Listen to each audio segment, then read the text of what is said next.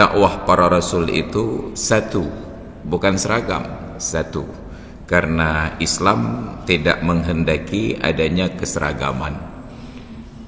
Bahkan dalam satu golongan umat tidak kehendaki adanya keseragaman. Walau syaa rabbuka laja'alan nasa ummatan wahidah. Kalau Tuhanmu berkehendak, wahai Muhammad, pasti dia akan jadikan manusia itu ummatan wahidatan, umat yang satu. PDIP semua umpamanya. Wala yazaluna mukhtalifin, tapi ternyata mereka berbeda-beda pendapat, mulai dari beda bentuk fisik, bahkan yang sama fisik tetap berbeda pada tabiat, bahkan yang sama pada tabiat tetap ada perbedaan pada intensitas, tetap tidak ada manusia yang sama. Karena itu manusia modern ini terkejut saat mereka mengidentifikasi manusia dengan sidik jari. Biasanya kalau kita tidak punya tanda tangan, tidak pandai menulis, identitas itu diverifikasi dengan sidik jari. Ternyata perkara sidik jari ini sudah disebutkan dalam Al-Quran 14 abad yang silam. Bala qadirina ala an nusawwiya bananah. Bahkan kami mampu untuk menyeragamkan sidik jari mereka. Ternyata tidak ada manusia yang sidik jarinya itu sama.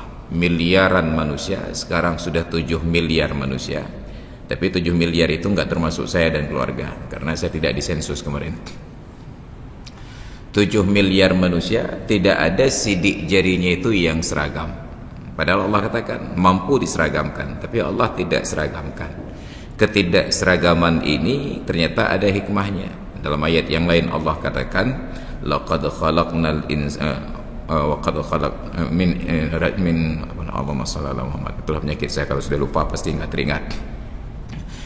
Ya ayyuhan nasu inna khalaqnakum min dzakarin wa unsa wa ja'alnakum syu'uban wa qabaila lita'arafu. Wahai sekalian manusia, sungguh aku jadikan kalian dari seorang laki-laki dan seorang perempuan, dari Adam dan Hawa. Kemudian kami jadikan kalian syu'uban wa qabaila. Syu'ub bentuk jamak dari sya'bun, bangsa, berbangsa-bangsa. Wa qabaila, qabaila bentuk jamak dari qabilatun, berkabilah-kabilah, bersuku-suku, berklan-klan. Perbedaan bangsa, perbedaan suku untuk apa? Lita'arafu, supaya kalian saling mengenal. Maka dengan perbedaan suku kita mudah mengenal.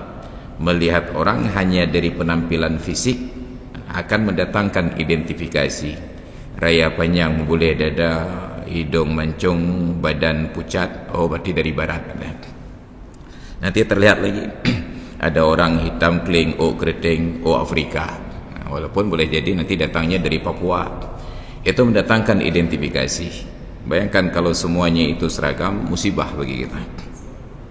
Lita'arafu, untuk saling mengenal. Ini proses penciptaan. Wala yazaluna mukhtalifin, tapi senantiasa manusia itu berbeda-beda. Beda bentuk fisik, sudah sama fisik, beda tabiat, sudah sama tabiat, beda intensitas.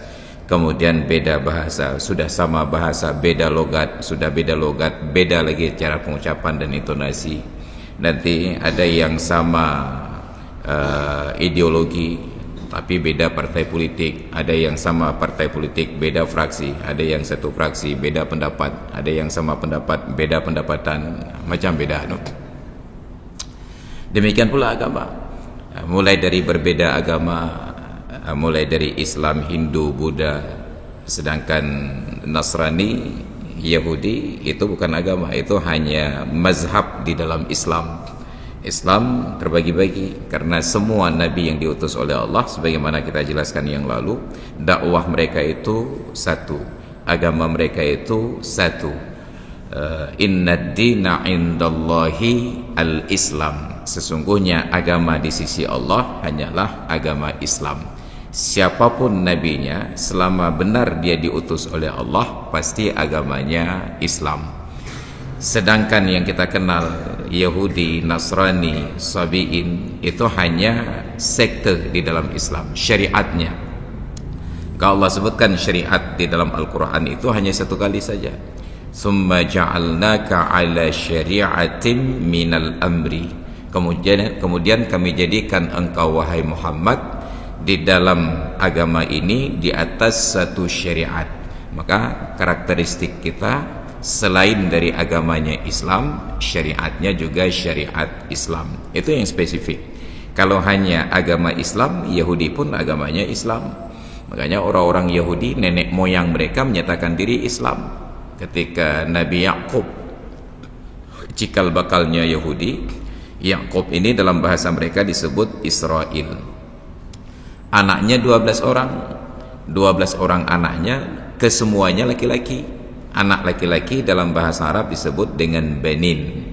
Ketika dinisbahkan, nunnya itu hilang satu menjadi Bani Israel. Seperti kita anaknya Adam disebut Bani Adam. 12 orang. Ketika Nabi Yakub menjelang ajal, beliau konfirmasi ke anak-anaknya, ma ta'buduna min ba'di. Nanti setelah aku mati kalian sembah apa? Apa jawaban 12 orang anak Nabi Yakub? Apa jawaban 12 orang Bani Israel ini? Qalu na'budu ilahaka wa ilaha abaika Ibrahima wa Ismaila wa Ishaqa ilaha wahidah. Kami akan sembah Tuhanmu wahai ayah kami, dan Tuhan ayah-ayahmu sebelumnya. Siapa saja ayah-ayahmu sebelumnya? Ibrahim, padahal Ibrahim itu kakeknya. Ismail, padahal Ismail itu pakwanya. Ishak baru ayah dari Yakub. Berapa orang jumlah Tuhannya? Ilaha wahida, Tuhan yang satu. Apa agama mereka? Wa nahnu lahu muslimun, dan kami adalah orang yang muslim kepadanya. Jadi nomenklatur kata-kata Islam ini diperkenalkan pertama kali oleh Nabi Ibrahim alaihissalam. Wa ma ja'ala 'alaikum fid dini min harajin.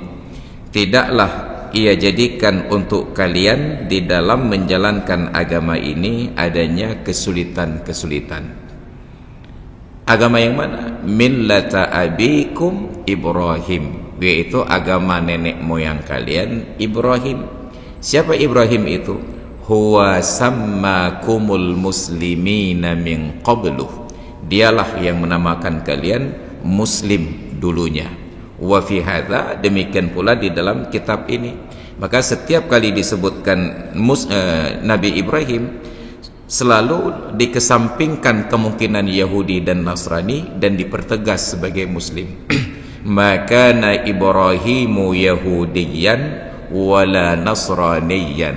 Ibrahim itu bukan Yahudi, Ibrahim itu bukan Nasrani. Lalu apa agama Ibrahim? Walakin kana hanifan muslima, tapi beliau seorang yang hanif, yang muslim. Setiap kali disebut Ibrahim, disinggung keyakinan beliau muslim. Ketika Yahudi mengklaim bahwa Ibrahim Yahudi, Nasrani mengklaim bahwa Ibrahim Nasrani, Allah pertanyakan, wa ma unzilatit tauratu wal injilu illa min ba'di. Bagaimana kalian akan katakan Ibrahim Yahudi? Bagaimana kalian akan katakan Ibrahim itu Nasrani? Padahal Taurat dan Injil tidak diturunkan oleh Allah kecuali setelah Ibrahim meninggal dunia. Ibrahim meninggal dunia, besar putra-putra beliau Ismail dan Ishak. Ismail dan Ishak meninggal dunia, besar Yakub. Yakub meninggal dunia, baru besar Bani Israel. Hijrah Nabi Yusuf, bukan hijrah, dibuang Nabi Yusuf ke dalam sumur Jub, lalu ditemukan oleh para pedagang, dibawa ke Mesir, dijual, dibeli oleh raja, diadopsi jadi anak angkat, berkuasa. Lalu setelah berkuasa, diundang ayah dan ibu tirinya datang ke Mesir berikut dengan 11 orang saudaranya. Setelah mereka berdamai, lalu mereka menetap di Mesir. Masuklah Bani Israel ke Mesir, padahal penduduk asli Mesir itu adalah suku Qibti, keluarga Fir'aun. Karena yang berkuasa adalah Nabi Yusuf dari Bani Israel, pendatang, ini kan bukan Asoluk, maka berontaklah Asoluk. Apa pasal, bahasa Indonesia juga, apa pasal pendatang jadi penguasa, kami hanya jadi pekerja di sini. Maka berontaklah, diperbudaklah Bani Israel. Berjalanlah waktu sampai lahir Nabi Musa, lalu turunlah kitab Taurat. Tiba-tiba orang yang hidup dengan syariat Taurat menyatakan Ibrahim itu Yahudi. Ini sama seperti PDIP sekarang mengakui bahawa Soekarno itu adalah Dewan Penasihat PDIP. Maka hilap, panjang kata mau kenal. Makanya salah ketika putu Soekarno ditempel di, ini kan sampai lagi awak PA cia lah putu Sultan Iskandar Muda kan. Sejak kapan Sultan Iskandar Muda masuk partai PA? Ini contoh sederhana. Lalu bagaimana kalian mengklaim bahwa Ibrahim itu Yahudi? Wa ma unzilatit Tauratu wal Injilu illa min ba'di. Injil lebih telat lagi di masa Nabi Isa alaihissalam. Maka setiap nabi agamanya itu adalah Islam, sedangkan Yahudi itu adalah syariat, Nasrani adalah syariat, agamanya tetap Islam.